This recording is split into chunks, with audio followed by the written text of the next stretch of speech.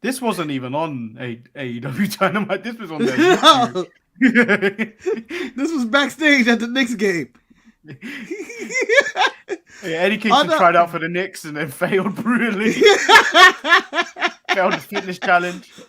That's what I thought was going on here. I thought he was at a tryout at a combine. He was like, "Oh, I get to play for the Knicks? Here we go." Now, how did your tryout go? I quit. They had me climbing ladders and shit. Yeah, so allegedly... This is Ja Morant after he beat up a 17-year-old right here. Yeah, this is allegedly he's quit, but realistically it's he's moving over to the Ring of Honor roster, which they've started recording, have started to do their TV tapings for Honor Club. So that's the direction we're moving in for that. Yeah, but is it weird that I could pair Eddie Kingston to Falcor Lancor? I don't know why this picture. I say. I quit AEW. I'm done. Like he has nothing in common with Falcor Lancor, but if there wasn't Looney Tunes character to be played, that Falcor Lancor could play, I would like him to be Eddie Kingston. I say.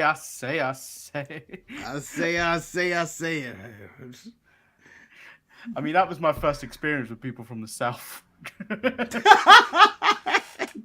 That's how all Southern people talk. And to me, that's how they all sound. And your first experience with Mexicans was Speedy Gonzalez. Ándale, arriba. Yeah. Who talks like this? His cousin Slowpoke Rodriguez is the most authentic Looney Tunes character of all time, though.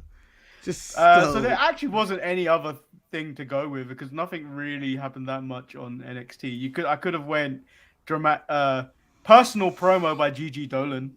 Yeah, that went a little bit too deep. Yeah, it's too deep. Where if you decide to post a thirst trap, it'll be insensitive, man. Well, like this one. Hey. Yeah, we weren't really gonna do that. So yeah, we'll be back right after this. I'm Shotzi Blackheart, the ballsy badass, and you are watching the Untitled Manny and Marcus show. Remember to like the video and subscribe.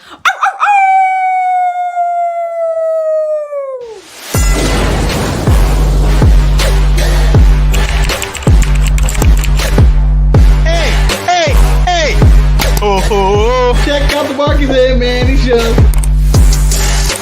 I hate you both right now. You guys are ridiculous.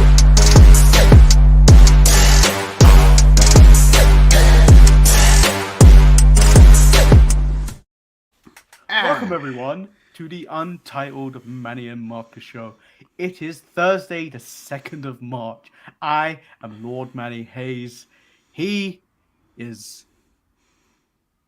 I quit. Marcus, the Grand Finale.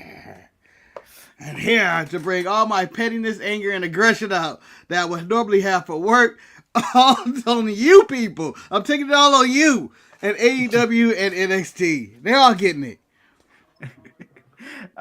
So let's just get right into the news, Marcus. Unless you've got some pressing matters you need to get off your chest. No. I'm going to leave my shirt on. You thought about removing it, though. Yeah, I thought about, let me shave my chest hair. That's what Manny's asking, huh? These are the pressing matters I have. Got a lot of chest hair here. Trying to get this off my chest right now. So the top story I have is Brock Lesnar nixed working with Bray Wyatt at WrestleMania. He approved working with Omos instead. I can see Brock Lesnar go, I ain't got time for this cartoon howdy shit. Fuck I'm working with Bray Wyatt for? What are we gonna do? I agree with him. The Brock Lesnar character doesn't work in that little cartoon kind of spooky world of Bray Wyatt. Yeah. Like the spookiness of The Undertaker works because at least that's The Undertaker. Bray Wyatt and his spooky attacks and his cartoons and Bliss and all that. Brock Lesnar can't suplex Bliss. He ain't going to jail for that. point where we're how many months into it now? He came back in October. Was it so? November, December, January, February. We're in March now, so like nearly 5 months that he's been back. Has he been given too much creative control with this? That like it's kind of not going in any direction. Maybe, but I think that it falls on the shoulders of Triple H for not having a creative plan for him. Like, he's just flailing with opponents. It seems like LA Knight was a random one. You know, I support the feud with LA Knight. I liked LA Knight in it, and I liked that it had him steered, but it didn't seem like he actually went anywhere. To that pitch black match was not worth anything. It was not a payoff, or you think something more would come from that, but nah. And then they just be like, oh, I'll fight you, Bobby Lashley, and it's like, oh, I guess. But it just seems like he's flailing, and there's no particular direction of what to do. I think the plan was to bring Bray Wyatt back. Okay, what do we do with him? I don't know, but people are going to like it. Yeah. Well, that's the thing. I think they had somewhat of a plan, but it doesn't seem like there was much afterthought, because it feels like once you go into a program with Bray Wyatt, you're probably gonna lose. But then where do you go from here? Because Bray isn't at this point where he's like the Undertaker, where Undertaker was almost bigger than any title. So like you face against Undertaker at WrestleMania, it's a big match. But like you face off against Bray Wyatt. Bray Wyatt eventually has to go for a title because he's not that big of a deal. And then when he has the title, we've seen in the past, it just doesn't make sense. It's like, why does this man that's spooky want a championship belt? It doesn't make sense to me. Yeah. It's a lot of things. And the whole, like, him going for a title, or him trying to win matches, but he has also that credibility and stink that he didn't win a bunch when he was on his way out and all that. Again, it all falls back to Triple H bringing all these people that Vince fired, and people always go, Vince is out of touch, but a lot of the people he let go, they ain't doing shit. Yeah. Like, it is foresight of, I can imagine Vince McMahon in a robe, and I'm not giving credit, I'm not saying we need Vince back. This is not a plea to bring Vince back, but I can see him looking like maybe, 5 steps like down the road of like, okay, he does his spooky shit, then what? For Bray Wyatt. Yeah, it's like when you look back at some of his feuds, like the one with Seth, when that concluded, it kind of did nothing for either of them. Like realistically, it doesn't. Like you want feuds to elevate both your stars, or if anything, both of your stars, one of your stars coming out, moving on to something bigger. But I don't feel like Seth benefited from much of it. Neither did Bray. I feel like Bray moved on to something completely different, and it was just like a similar program with more spookiness. Yeah. Just like, I don't know where you go from here. Well, I think they learned is that Bray Wyatt is a side character, not a main character. Like, if you watch movies where there's some people who, they're like, oh yeah, I really like this character, but then they give them their own movie, and it's kind of like, why did they get their own movie? Yeah. Like, there wasn't that much depth, like, to this. It's not, like, it's like, a lot of the, like, here's an example, Captain Jack Sparrow, Johnny Depp. Yeah. When the pirate movies was all about him, they're not that good. They're not that good. He was a good side character, a good foil in the story, but it's not really the main character. Or Boba Fett. I don't need a Boba Fett TV series. It didn't make sense. We didn't need it. It was alright, But the only reason you get alright is because they decided to throw the whole Mandalorian 3 episodes down the line. So he's more of a side character. He didn't need his own property. And that's what Bray is. He's like a foil that should come in once every now and then, but never actually be the main character. Like, he's just a character who, like, just poorly in there. Like, he's Harley Quinn in Suicide Squad movie 1. Where you go like, oh, she's doing her best work here. But this shit around her is terrible. Hold on one sec. My earphones are playing up. Like, I'm getting like echoes, but it's clearly the headphones. It's not the broadcast. So if you move on to Sonia Deville currently being arrested. What's going on with this one? What kind of reactions has Marcus been getting lately? Cheers. Cheers. Pop. I have no idea what Ross is talking about, but accept it all.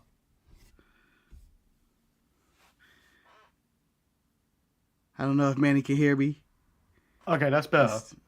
Okay. This is better. Manny's back. So Sonia Deville got arrested for gun possession in New Jersey. Let her go! The gun's currently registered in Florida, and I think she's just kind of trying to get it thrown out in New Jersey. I don't really know American laws, but me neither. It's all coming off. It's all coming off the protection of what happened to her with the stalker. So I can't blame her. But like, obviously, you got to know gun laws all over the place because it's different in each state. Like I know, like from what I remember of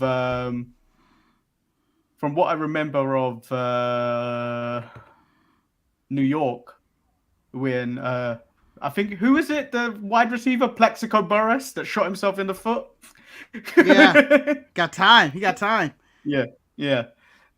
So I know those types of stories, but like I know it's strict in New York, so I'm guessing as they're so quite close together, I'm guessing it's similar with gun law. But she didn't have it on her; it was just in her car, wasn't it? Yeah, just in her car. It wasn't like apparently like a valet found it in her glove compartment, which he probably was stealing anyway. Because what the fuck were you doing in her glove compartment? I think that when I saw arrested, I was thinking the worst. I was like, DUI, like or something stupid, you know. But as soon as I said she had a gun, I was like, oh, let her go, let her go. Yeah. Like you can understand, like someone in her position with the stalker and creeps and stuff. Psh, I'm strapped. Pow. Yeah. Anybody? What's your name? Bang. So yeah, let's just move into AEW. We kick off. Okay. I still have no idea what this is. This is your picture being posted on all the thirst traps. Oh, I forgot about those. I moved on from my Nick Aldis face. So we start with, if you watched watched ETE yesterday, the championship getting called the Mid-Atlantic Championship. It was Orange Cassidy versus Big Bill, which is one of Jamal's picks of the week. I'm going to ask you, did it live up to being a pick of the week? So the match itself, okay, this is the fifth time Orange Cassidy, or fourth time, third. He started the show with this title. I don't know. No, sometimes it's on Rampage, so I get confused when it is. Yeah, I feel like he started the show like 800 times with this title already. And they started the show with it, and it was going exactly how I said it was going to go at ET. Big Bill's going to kick his ass. Yes, his name's Big Bill. He's going to kick his ass. And he was kicking his ass. And everything was going good. And I was like, Big Bill's going to win the title. And then Orange Cassidy lands like a Superman punch, and it's over. And I go, what the hell? What the hell? This man was a monster for 10 minutes of this match. Marcus, before they went to commercial break, Big Bill put Orange Cassidy through a table in front of the referee. Yeah. Now, I don't consider putting somebody through a table illegal because the table was there. I didn't actually hit you with it. I just threw you up in the air and you happened to go through it. It happens. But I thought that should be it. Orange Cassidy should not be able to come back for that, but he bounced back, apparently, because he's invincible, and beat him up. And I am so sick of Tony Khan beating every big man he has in the company. It is the opposite of Vince McMahon. So Orange Cassidy retains the title. We move into John Moxley cutting an angry promo at Adam Page last week. I'm just going to call it, Adam Page is stupid. I don't know why they decided to go for a last man standing match. I would have gone down the Marcus the Grand Finale closed challenge matches. I know I will challenge John Moxley every week to a First Blood match. Yes, it's over. It's over. Man was bleeding in the stairwell. Profusely. It went on the stairs. Yeah. Like, even when John Moxley is not on the show, Manny, he's bleeding on the show. This is last week's. This is carryover blood. Blood. So, Hangman also cuts a promo to go back at Moxley. I didn't care about it whatsoever, but there's one thing that stood out on it. This man says he hates violence, Marcus. So can you explain to me why he's a professional wrestler?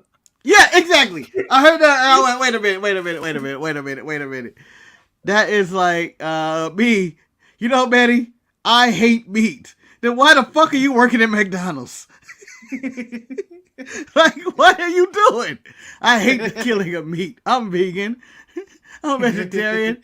I'm over here flipping burgers though. Get out of here. I you know what? And then talking about there's only one way to end a Texas death match, and that's killing the other man. And I'm like, no. I've seen enough of these and no one actually dies, Hangman. Just shut up. Shut up. Both of you two men, shut up. I don't even know what this feud's about. You won a match, he won a match. He's upset that you won with a wrestling move. And you're upset because he whooped your ass to the point where your career almost ended. And vice versa. So the Elite entrance was cut short as the House of Black jumped them and hold up the belts. They had no reason to come out. They had no reason to come out, Manny. They didn't even announce it. So the next match is the Face of the Revolution ladder match, which was pulled off the Revolution card for the Elite match to be put on. I don't know why they need an additional match when I don't even know why they have 8 matches on this card when one match is going an hour. To me it doesn't make sense because like as high impact as AEW is, that crowd is going to get so tired by the time it gets to that 1 hour match. Oh yeah. Bryan Danielson's gonna do a chin lock. It's gonna start, but it's gonna start slow with them doing a bunch of holds that don't really matter. It's gonna wrap up somewhere in the 15-minute mark. There may be a pinfall here and there or something. And then, that crowd's gonna probably try to get into it at the last half hour, maybe. Yeah. But it's gonna be a slow build to it. But that's just the thing. They're gonna throw everything at it. But this, like, even this ladder match, it seemed like took this crowd out of it right off the jump. Like they do all these spots. There's Commander who randomly gets into this match who has not competed anywhere else on Dynamite ever, and he's running around the ropes and diving. And he's in contention for this ring. As soon as I saw this match, I made a call. I made a phone call, Marcus.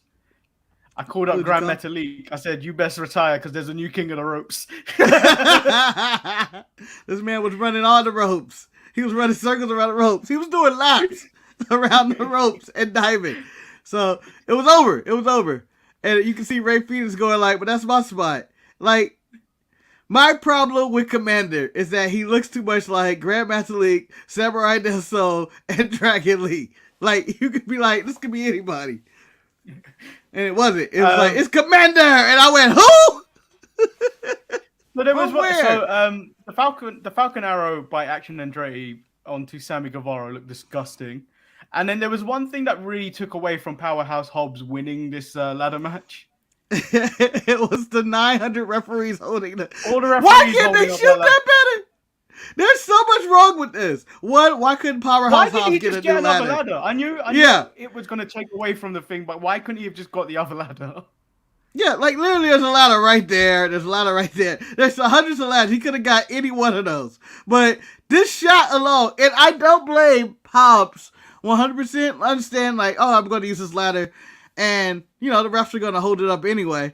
I blame production for showing me 12 referees assist him holding that ladder up. Yeah. And it was throughout the show whenever there was a spot. And you can say WWE does the same thing, but they shoot it so much better where you don't always see 8 different referees holding a ladder. Yeah. They shoot right above it. And maybe you'll get 1 or 2 and you'll be like, oh yeah, I seen that. But this was too blatant and on TV where you could just shoot around it. And then there's a standoff between Hobbs and Samoa Joe and Wardlow. I don't know where you go from here. I think Joe should lose the title, but I think he should lose to Hobbs, not Wardlow. Like, I think Joe should lose the title, move on to Ring of Honor, and then do something with Hobbs and Wardlow. But like the title has moved around so much already, it feels like it just doesn't mean anything. Are we gonna start calling it the mid TNT title? No, it's the Mid-Atlantic title just felt perfect. Just because there's a former promotion called the Mid-Atlantic who had a Mid-Atlantic Championship, Manny. That's why it sounds right. But didn't we get a match? And I may be like wrong. I didn't do any research, but didn't we get the match of Wardlow, Joe, and Hobbs already? No, I think we had Hobbs and Wardlow at some point, and then I don't think we've ever seen Hobbs and Joe at any point yet. I feel like they were all in a fatal 4-way or something. I think Darby may have been the 4th or something. I have no idea. It all blurs together. But anyway, I thought this match had exciting moments, but I thought there was a lot of dangerous spots that I was like, Sammy Guevara died. like that, like a lot of it was unnecessary. And then he gets up and he's diving again, and I'm going like, whatever. But I will give it this point. Best match of the night, probably. But also, it wasn't competing against much. No. So we get Chris Jericho versus Peter Avalon. So coming off Tuesday's episode where we were placing matches on other shows, this belonged on WWF Superstars.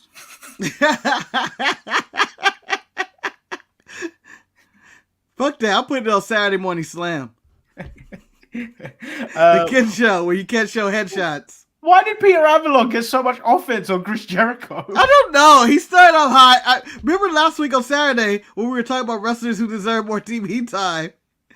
This is not what Eric intended. I know it. Because he said Peter Avalon deserves more TV time. And then all of a sudden he's in there. Yeah.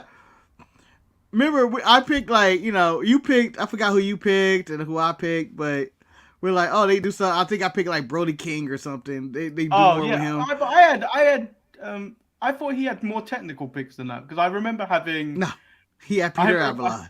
I remember having Hobbs. I can't remember the middle person, but the first person I had was Daniel Garcia. But I can't remember the middle person I picked. Yeah. You had Willow. I remember that. Yeah. I had Willow Nightingale. I had Willow Nightingale and Brody King and someone else. I can't remember who the other person is. Probably Miro or something. But this whole thing was like, what? Why is he? It didn't last long. I had no problem with it, but it was just like, why is Eric get what he want with Peter Avalon? I don't see anything there. That was the main thing. Yeah, and then nonsense happened at the end of this, but let's move on. Christian Cage came out, and this is probably one of my highlights of the night. Yeah, absolutely. Yeah, Christian took He's offense. He's the angriest man in wrestling. Christian took offense that Jack Perry said he was going to win a singles championship in 2023. Christian broke down Jungle Boy's game and said he wins by the time-tested roll-up victory and not fully defeating his opponents. Jack Perry doesn't want to win a championship for the right reasons. He wants it for the social media experience, and he's disrespecting legacy and prestige of championships. Christian said, Jungle Boy's generation treat this business like a video game, while he treats it like an ATM where he ain't done milking it dry. Hold on. I want to say right now, Christian is the only one on this show that understood the assignment of what this show should be about. He took everything serious. He was angry. He was heelish. He said some hateful shit. He said everything you don't want your favorite wrestler or celebrity to say about why they do the things they want to do. It was like this is exactly what I want. And then what's he going against? A man digging a hole. And I go, God damn it. Yes, and then so he also said he challenged him to a fight, causes for a no talent hack. The lights go out for a second time. It's Jack Perry with video package where he's digging a grave for Christian Cage. Marcus, I think it's time we put the ones up for Christian Cage. He is my maple leaf. Not my tribal chief, my maple leaf. He's the prime minister of AEW. But he was refreshing on the show. I feel like everybody was just talking nonsense all throughout the show. Just like nothing that really sold me on the pay-per-view. Christian sold me hate. It was like, I fucking hate you, Jungle Boy. My only problem with their match at Revolution right now is that it's no holds barred, where we're already getting a Texas death match. Yeah.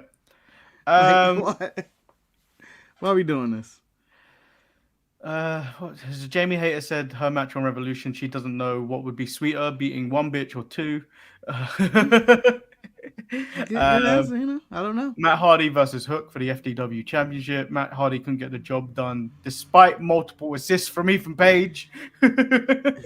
As we said, wasted. These people are being wasted. Not Matt Hardy. Not Hook. Ethan Page is being wasted. Tony Storm versus Riho. The match was pretty good. Did not need all the shots of Saraya, Britt Baker, and Jamie Hayter in this.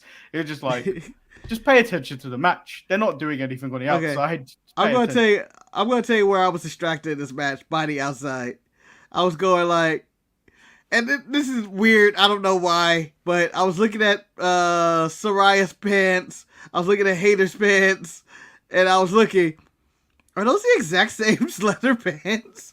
And I was looking back and forth, and I go, those are! They shop in the same place. They're wearing the exact same pants. And I literally spent every time they cut to them going like, stitching there. And I don't know why I went into this detail, but I was lost in this tangent of they're wearing the exact same pants. It's distracting. But this is what happens when you visit a tailor. You start seeing things that you.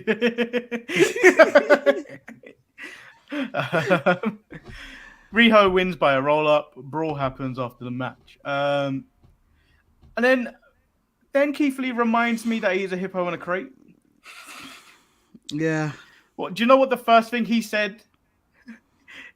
What? He said urgency. Nothing about this man when he speaks says urgency.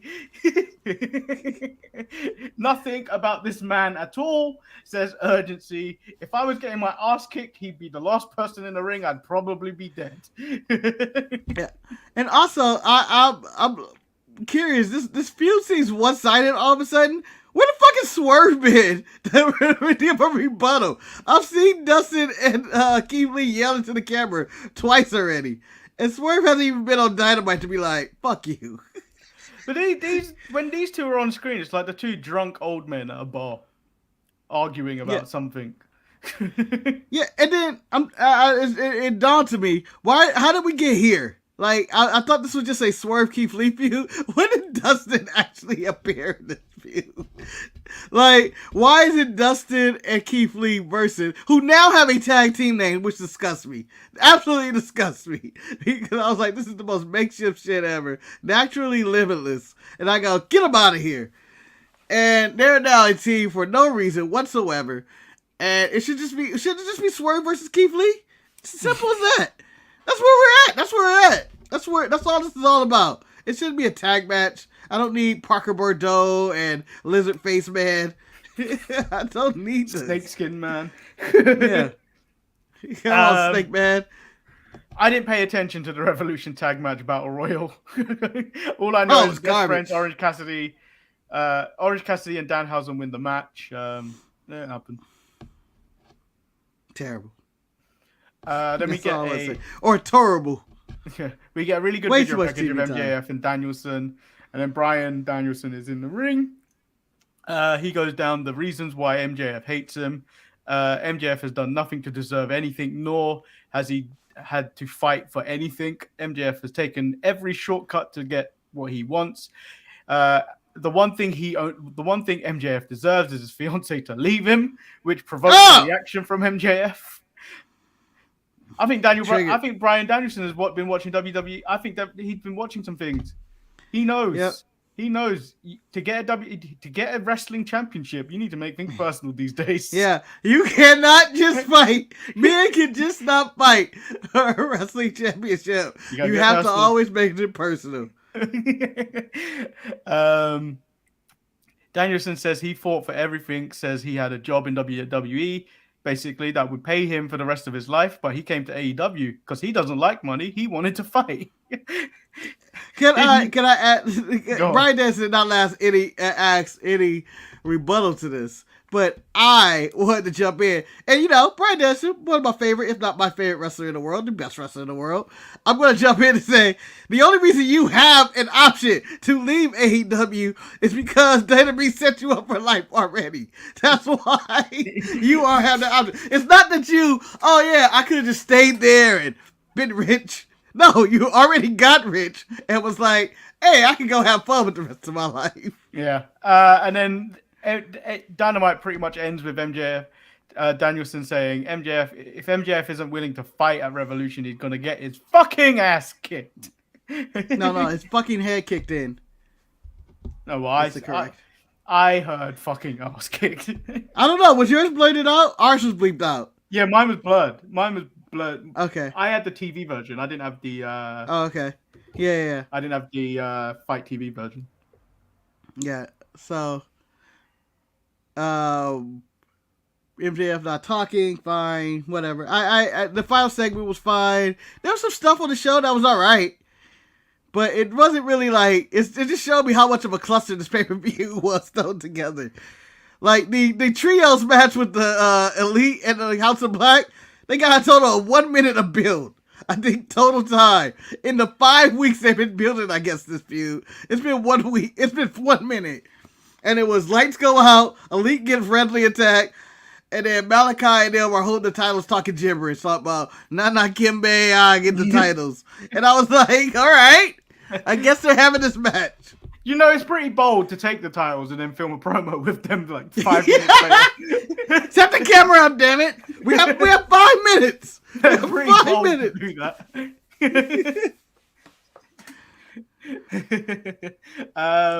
Yeah, so that was AEW. There was parts of it I really enjoyed. I had problems. Well, I wouldn't say problems, a little nitpicks that I'd probably have. But like, was it the best go home show? No, but there were still bits in it you could enjoy. Like I enjoyed Christian Cage promo.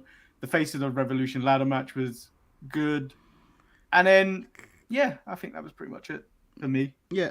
Like, I enjoyed the Bryan Danielson and stuff. There was stuff in there that you like, but then there was always something on the flip side of that where you go, I hate. Yeah.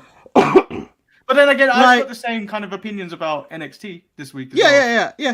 So, like, for every segment on Dynamite, okay, I actually enjoyed Jon Moxley bleeding in a stairwell this week, just talking crazy.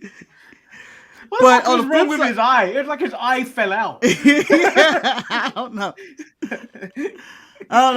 He looked like a crazy man, a wounded animal. He's like, we're different animals. We can't be the same animal. Whatever he was talking about. On the flip side, you get Hangman. I hate violence. That's so stupid. I'm going to have to kill you. So and then when you if he was a Christian, like, he'd have to go to confession after every fight he has. What are you talking about here? You can just not do this. Or is he like Mr. Echo from Lost? I haven't spoke about Mr. Echo in a very long time. Wow, Mr. Echo didn't advocate violence either, unless he had to. Yeah. And then they wrote him off the show because of contract issues. They didn't want to pay the man. they had some wrestling shit on Lost right there. Well, bury him.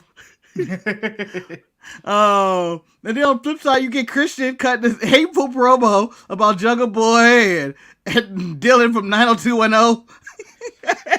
And all this hateful shit. And then Jungle Boy is acting like he's the Undertaker. Dylan grave. I thought they were about to turn into a buried alive. I didn't think he was strong enough to dig that grave. No, I don't believe anything about him digging that grave. I don't even bring the tombstone he had of Christian Cage. Out of the two, so we've seen MJF heal it up for the last few weeks. Yeah. And then you've got a different type of heel of Christian Cage. Which kind of heel do you prefer, the heel promo out of these two? Because I think I enjoyed the Christian Cage one a little bit more. Because I feel like MJF is really pushing it like a bit too hard. Yeah. I feel like MJF is trying to win awards for acting and Christian Cage believes everything he's saying. Yeah. I feel like Christian is talking evil and just hateful and about money and all that. And MJF is talking about, I'm killing my ex-girlfriend and my ex-fiance's gone and I'm a horrible person and telling people the horrible person instead of Christian Cage just being a horrible person, just being a piece of shit. Talk about you're overrated acting daddy. You're getting by what looks just like him. Just like the lines were just dagger after dagger. Yeah. It was like listening to a Max Caster rap, but he ain't playing. He ain't rapping. Motherfucker speaking from the heart. Let's move into NXT. NXT kicked off the way I always want Yes! open challenges to start. Like a genuine brawl to get to the ring. Yeah, this is how I've always imagined an open challenge start, because you always wonder, how did these go by where it's like, oh yeah, I didn't get to go out there. Why? It's a free title shot. That's like me going out, free money, we're giving away money, and me going like, not my time. I think the last time I saw this was in the women's division, and it was Shotzi and Aaliyah taking turns of locking people in rooms. Yeah, but this was hilarious, and then I was like, oh, who is going to get through? Axiom took a hell of a boot to the face from that piece of shit, Mr. Walker. And then all I see is Nathan Frazier leap over. Yeah. Who did he leap over? He leaped over Apollo. Like Apollo is nothing. Yeah. So it ended up being what Dabakato who clears out Idris and what you call him after ramp. Idris and who was it? It was somebody else. I can't remember, but then all I see is Apollo come out from nowhere from the crowd. Yeah. He's like, I got you. Apollo, who didn't want the title match, who did not want the title match. He wasn't Dabakato. He was like, as soon as this motherfucker come out, I'm laying him out, beat down on sight. And then Frazier jumps over him, who I hadn't seen in a while, and whose name who escaped me and both Big Joseph. Because Big Joe's like, oh man, look who it is. And Booker T's like, oh, I haven't seen him in a bit. It's he could not think of the name. Apparently he got injured during the ladder match at Halloween Havoc. Oh, okay. But this match was really, really good. Like as an opener, really, really good. I enjoyed it. It's good to see Nathan Frazier back. I hope they do something with him because he had a little minute push in the lead up to that in the lead up before he got injured. But I don't know where he fits in now. Because there's so many other people now. There's like, where does he fit in? Yeah, it's you know, he's in that mode where Axiom's at. Like, where are you guys right now in this title picture or on this show? You guys are you do similar acts. You're both athletic and you're both very talented wrestlers. Decent characters, not the best or whatever, but where do you fit in the grand scheme of it all? Well, I thought this was a good match for Wesley to have. I'm just getting under his belt because I am enjoying the random, unconnected continuity of Trey Miguel on Impact and Wesley on NXT, and their nice little rise of the nice title reigns. They're both having really like these good matches. Like, go back and check out the Monsters Ball. I know it's a hardcore match. A lot of people may not be into it, Monsters Ball, but that was a fun-ass match between him and Crazy Steve, and I thought this was equally as good. Just, you know, with rules and shit. And then we get a medical lesson from JD McDonough. Really stupid. I fall out of socket and going like that, and I was like, immediately, scratch this. Where's Scripps? Where is Scripps? I don't even want to be asking that question, really. Josh Briggs and Brooks Jensen versus Indus Sher.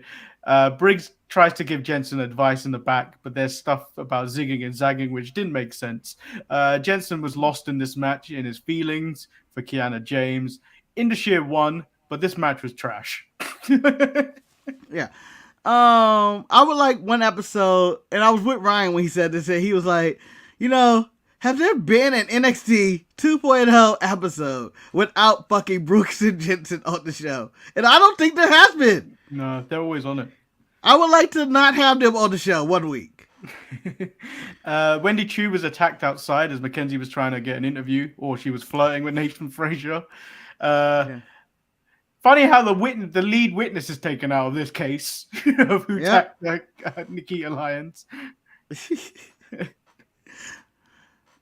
So no longer Wendy Chu is no longer a suspect. Who do you got as your number one suspect now?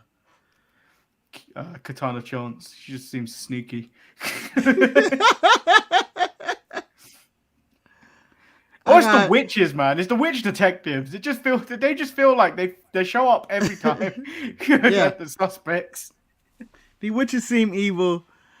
I'm blaming Soul Roka as the isolate.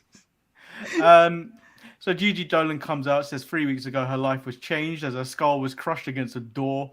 She says she is just happy to survive, and the last person to betray her like that was her mother. Darby Allin! And JC Jane knows that.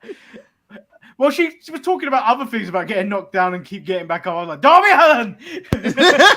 Immediately, Darby! like, I thought we were about to go with my old boyfriend. I was going to say, oh shit, this is getting scandalous. But that was her mother. I am the person who, I'm in Christian Hill mode, where next week, if I'm JC, I'm bringing out Gigi Dolan's mother to have her talk shit about Gigi. I don't care. I do not care. I thought the promo was good. I don't know who should go over. Like, realistically, you'd think you put the babyface over, but like they tend to put the heels over a little bit more on NXT. I think Gigi has to go over. And what do they do after this? I don't know. I guess one of them goes after little Roxanne Perez, who I believe is going to get through her opponent, Miko Satomura and whatever. So, although JC seems like the better answer because she is a heel and she can go after her by herself, but who knows? Yeah, we shall see. So we get Chase U. Duke apologizes to Thea Hale about how he spoke to her last week, but stands by his comments about Chase U. Andre Chase was about to give a lesson on tag teams or legends or something, but his lesson is hijacked. Or something? Yeah, his lesson is hijacked by Schism. Basically, they want to recruit Chase U before they wreck it. And then Andre Chase challenges Joe Gacy. Yes. Dijak calls out Tony D. He calls him public enemy number 1, and he's nothing but a street rat. Street rat. I don't buy that. We do get Meiko Satomura versus Zoe Stark. The match was good. Roxanne on commentary was about the same as her on the mic. Bad. And Booker needs to stop hyping this up. Booker needs to stop hyping this up because he knows this is weak. She needs a mouthpiece quick. I didn't think she was as bad as she's been, but it was okay. It wasn't the worst. It was little tidbits here and there when I go like, shut up. Watch this match. So I wrote, I think Zoe Stark or maybe JC Jane might be the heel. No, not JC Jane. Zoe Stark or Tiffany Stratton might be the heel to carry NXT's women's division for a bit. Yeah, unless they decide to call him up. Yeah. Well, Zoe Stark's having matches with Charlotte, so Zoe Stark could be up next. Yeah. And if Charlotte enjoys working with you, then she's like, come on up. I have nobody to work with anyway. Like, I think Zoe needs... I know you're against Zoe for being an old lady or whatever, but she probably should be on the main roster at this point. There's no reason for her to be in this minor leagues. And then Shawn Michaels responds. He accepts Grayson's invitation, knowing his behavior will only get worse if he doesn't, and promises to be as professional as he can be. Tiffany Stratton reminds everyone to stay out of the NXT parking lot. Casey Express tried to shift the blame onto Stratton, but she flips it on them very quickly, then has a Tiffany epiphany to be a detective. Yes. I will find a solution. And also, I'm going to whoop your ass, and I'll whoop your ass, too. Katana Chance got her ass whooped. Yeah, but, very athletic match. Like, both women look fluid in the ring. Katana Chance has improved so much that she can have matches by herself. Yeah. And you just be like, oh, this pretty good. It's pretty good. And they are a legit tag team. They need to be called up at this point. Sol Ruka went off against Elektra Lopez. Were you worried? I was like, here we go. If Vince McMahon has any power left and he's watching this match, last time he saw a black woman fight Elektra Lopez, half the roster of all shows got removed. So he was looking at this. She's black, huh? Yeah. All right, let's see how it goes. Elektra Lopez asked the bird lady for the nut. She basically flaps like a bird, and then Elektra gets caught in the soul snatcher. Yeah. Then the Bird Lady also hits Lopez with Nux after the match. Yes. For some reason, I was happy to see the Bird Lady hit Elektra Lopez with the Nux. And that she decided. I didn't. Like, this is over. No. We're just gonna feud. No, she needs to become a bad person. Not a bird person, be a bad person. The Creed Bros go looking for a tag partner. They ask Damon Kemp, but he refuses to get the band back together. He kicks my ass. The way he let them in, he drew them in. Like, I don't really want to be doing this, but so you want to get the band back together? Nah, I'm good. I'm good. Y'all can kiss my ass. What are y'all even thinking? What are you even thinking? And then I was like, you know what? Maybe they get Roddy. Bring back Roddy. And then all of a sudden, who showed up? I forgot. Braun Breaker showed up. Braun Breaker showed up. And I went, oh, that's the complete opposite of Roddy. I want Roddy. The Gallus Boys, have they taken over Fallon's Bar, or is this a new location in NXT land? I don't know, because they never told us the name of Fallon's Bar, but now they have a name for this bar. I think it's the King's Bar or something like that. Something like that. And then they're in there, and Drew McIntyre's getting involved in pretty deadly business. How dare he? Yeah, how dare he chime in on what's going on here? And they took him as serious as anything. How dare he? Yeah. You've already covered the Tiffany Stratton Katana Chance match. Tiffany also ends it with she doesn't want to be called the best. She wants to be called the NXT Women's Champion. She wants next after Satomura and Roxanne. We get Axiom versus Hank Walker, where Axiom was furious that Hank cost him the title shot. You got my way. Him in the back there was pissed. I should be the North American champion right now. And your big foot kicked me in the face. Hey, I was aiming for it. It don't matter who you were aiming for, Hank. Look who you got. Look at my face. You fucked me up. You fucked me up. I'm gonna whoop your ass tonight. I don't give a fuck. And he proceeds to go whoop his ass. So she reacts him. Yeah. I basically wrote on my notes, why was I given this as a match? Why? Because at the same time, I was watching the FA Cup game between Manchester United and West Ham. Mm-hmm. And I was like, Manchester United at the time was losing 1-0. And I was like, why is this an option for me? Why? So I had the two screens set up. I was like, why am I watching this nonsense? Hey, I for some reason, I enjoyed this match between Hank Walker and Axiom. I thought it was a really good match. It worked to Hank's strengths of Axiom just basically doing a lot of dramatic bumps for him for everything and flipping all over the place. But I enjoyed him whooping his ass, just going like, you fucking cost me this. And I like angry Axiom. And then we got an excellent match between Carmelo Hayes and Tyler Bate. It was kind of an upgrade of the first match of Frazier and Wesley. It was a little bit of an upgrade, and it was good. It was better than the opener. I really enjoyed this match, and then Melo made his intentions even clearer because he got cut off last week. That he's next. Yeah. And I can't wait to see him become the new crowning champion in NXT because they need a new champion. Yeah. And I don't see any justification of keeping that belt on Braun Breaker. It's not like he's a big ratings draw.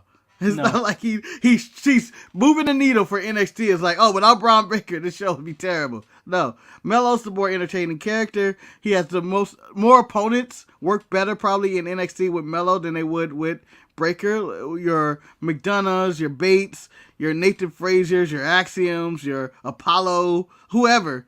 They all work better with Melo. Melo is a star. He's entertaining on the microphone. He it's what I want. It's what you want for a show, for a character. And I feel bad for him as well because he's obviously second generation, but he's not going to jump out of the shadow of his uncle. Really, he's not going to jump out of that shadow. Like Cody's made a name for himself. I thought you were talking about Melo. I was like, no. Where'd he come from? I'm talking about Braun. Like Cody's kind of living in his own world outside of Dusty. Like he'll mention Dusty, but like we don't go, oh, that's Dusty's kid. I feel like that's every no. In Cody's defense, I feel like that's every promo. That's every promo, but like I feel like I look at him and I don't go, that's Dusty's kid. Whereas like I look at Charlotte, I don't go, that's Ric Flair's daughter, and I look at Dominic and I go, that's not Eddie Guerrero's son.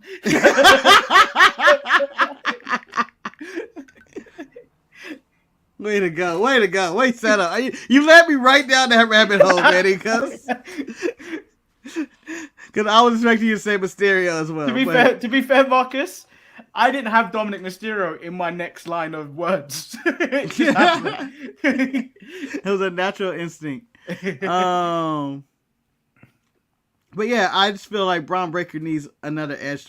I think he would have benefited from being a part of a faction of some kind. Just a nice heel faction where he's a muscle. Yeah. I think that's what you do when you bring him up. But then I think he's just going to end up... Do you know what I think he's going to end up being? Dolph Ziggler's bodyguard. That's not... Big E? He goes the route of Big E? He goes the route of Big E, Drew McIntyre, many other NXT call-ups. I honestly don't know where I would put him, and I wouldn't... maybe make him a tag wrestler of some kind. Yeah. Like, let him find his identity. Maybe teaming up with Gable. But yeah, that was NXT. Again, like AEW, it had its moments. Like, for me, the comedy segments really get me on here. I think that's what NXT plays to my wheelhouse of nonsense. And here's the thing: AEW has comedy. Orange Cassidy is a comedy act, but he's too important, I guess. I think they make him too important. Him and Danhausen should not have won that tag. That's the problem. Yeah. They sell a lot of merch, so you have to make them. They have to be. They're comedy wrestlers, but you have to give them some type of importance because they shift merch. I just don't want to use them. I just think they shouldn't be winning these matches. They shouldn't win. Like this tag team battle royal, AEW was known for their tag teams, and this tag team is the one that wins. And then when you saw that tag team battle royal, it had way too much stake on all those teams. And I was like, none of these people deserve to win. Maybe the Butcher and Blade, and I think that was the tipping point of why I'm giving the point this week, and it's been a while, to NXT. I give it to the orange and diamond brand or whatever the color they are these days. I mean, I think overall, I would have to give it to NXT because the Gigi Dolan promo was really good. The two amazing, the bookmark matches, so the opening match and the closing match was both really good. And then the funny bits of Gallus and Drew McIntyre and Pretty Deadly. It's like unnecessary. Unnecessary but entertaining. Yeah. And I feel like NXT, and I feel like the difference, they have idea what they're doing with their stories right now. Like they know where they're going, and it has a direction for a stand and deliver. As in AEW, whose pay-per-view is this Sunday, seemed like anything could kind of happen. Like we're still making matches at this point. So I think that was the one difference, of which I feel like there was some self-control in NXT, and the comedy bits were funny. Like Pretty Deadly's hilarious. Damon Kemp was fucking great. Just him. Well, I was like, they bet not fucking put him back with them. He was like, kiss my ass. Damon Kemp is becoming one of my favorite petty people on NXT. Yeah.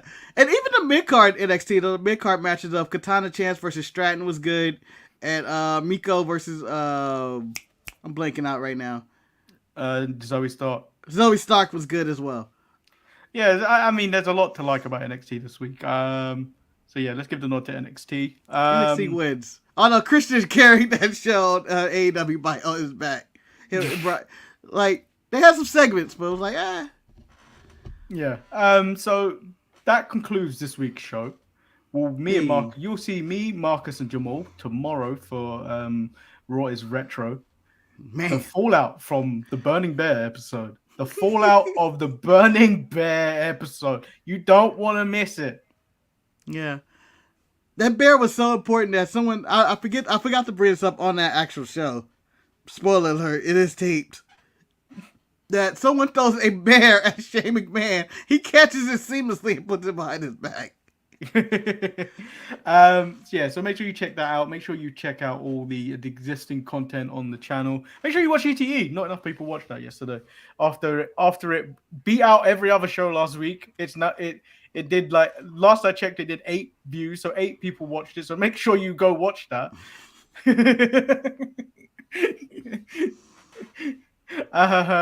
Yeah, so like the video, subscribe.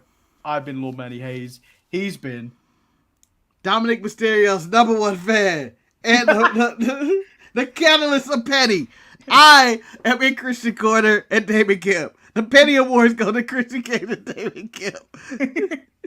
Yeah, but who gets who? If you were giving gold, silver, bronze, who's? Ooh. We put him on a podium, Marcus. You got to put him on a podium. All right. I get Christian 1. I Damon give Kemp 2. I give Christian 1 because he's done research. He actually studied what Jungle Boy has been doing in his matches. Like, you ain't good enough for this. You ain't got what it takes. Look at me, I'm an old man in a turtleneck. But I got Hill, Kemp, and Axiom at 3. Just was upset. No, I'm putting Bird Lady at 3.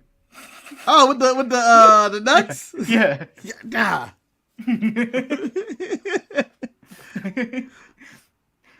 By the way, Jinder has some nice words to say about the Creed brothers. Just, you're trash, you're fucking trash. Yeah. I honestly don't remember what he said, but you're fucking trash. So we'll be back live this Saturday and live tomorrow at a different time. We were live at one point. You were free live crew. Yeah. So tune in tomorrow for that and check out any of the random shorts that we put out or Manny puts out. And but Saturday should be an amazing show. Yeah, just an amazing show. Don't know why, but I know it's an amazingly booked show.